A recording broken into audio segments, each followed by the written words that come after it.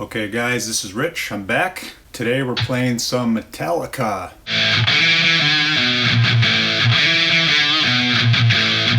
We are working on the tone for And Justice for All.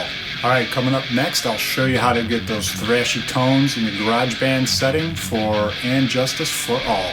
Okay, so the first thing you need to do is find the correct amplifier. Now, I tested about 4 or 5 different amps and got pretty close on a lot of them, but I'll show you what I think is the best sounding one. It'll get you pretty close to the tone on Justice. So what you're going to do is come down and select your amplifier setting, and some of the presets will get you a good start, but the best way is I found a lot of other better variations. If you come down in this drop down menu and you go down to the distorted range, and you're going to pick out this Glam Drive. So it's a Marshall Plexi style amp, so I'll try to replicate what James and Kirk were using in the day. So that's how you find the amplifier head. I'll show you the settings on my EQ and my pedal board. Alright, so for this first setting, I've got the gain at 6.5. Crank up your bass to about 8.5. Mids are dialed down 1.5. Treble on 5.5.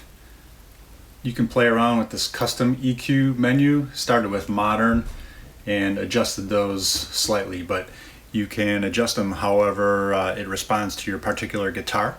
I got just a slight amount of reverb. It's just set at 1, just very low. Got the effects chain off, but I'll show you the pedal board next. Presence is at 5.5, master is at 9, and for this amp you definitely have to choose the modern British 4x12 cabinet, and the microphone combination is going to have a huge influence on your tone. So I like this condenser 87. Here is the mic placement, and then I adjusted the output to about minus 6.5 dB. Next I'll show you the pedal board.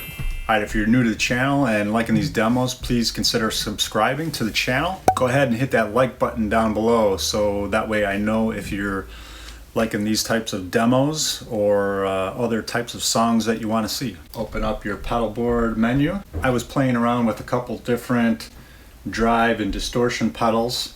So here you can see I set up a left and a right channel to kind of get a stereo image of 2 different drive pedals. It definitely makes a fuller body sounding tone. I like this vintage drive and this double dragon.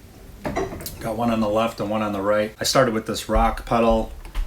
It didn't seem to work, so it's off right now. Here's your drive setting is at about 130, tone's about 2 o'clock, level's about 2. Double dragon pedal is on. Got the bright setting. Drive is at 2, tone is at 3, level's at 2. Input and squash. Let's see, 2:30, 3 o'clock, contours at 2, mix is about 5 o'clock, and here add in your mixer to equalize the 2 signals. It's slightly faded to the A channel, and I've got the pan all the way hard left and hard right.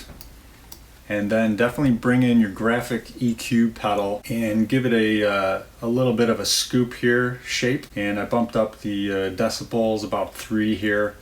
Gives it a little boost, cuts out some of those mids, get you that nice thrashy scoop sound. For guitars, I've got my old trusty Kramer Focus 3000. Definitely have to use something with a higher gain humbucker. This is like a stock DiMarzio pickup, I think, that came with the guitar. And then a special trick, so I added a green pedal to the loop. So I've got to actually have a real Tube Screamer style pedal feeding my guitar signal into GarageBand, give it a little bit of extra boost. I'll show you the difference. You can get pretty close without the pedal, but I think if you have a basic Tube Screamer pedal or a little bit of distortion driving your signal into GarageBand, it'll definitely help your sound. Alright, so you heard the main sound already in the intro. This is with the Tube Screamer pedal on.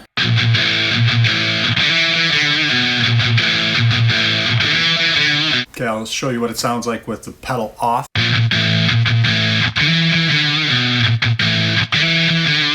So it gets close. It has that low growl and bark, but I think the Tube Screamer just gives it that little extra push over the edge just to get that thrashiness going on your tone. Okay, so the last bit of settings I'll explain down here in the plug-in column here. So when you're playing these type of tones for Metallica, you're definitely going to need a noise gate. Pedals in the amp and the gain are saturated so high, so you got to have this noise gate on. So turn on this fast gate and set it to minus 45 dB. I showed you the pedal board and the amp. Channel EQ is on, but I don't have any presets. You already have the EQ in the pedal board. And on your compressor here, I'm showing the settings, minus 15 dB, 4:1 ratio, 16 milliseconds, and minus 6 dB on the gain. All right, here I'll play a little sound demo with a backing track, bass and drums, and I'm gonna play the guitar rhythm.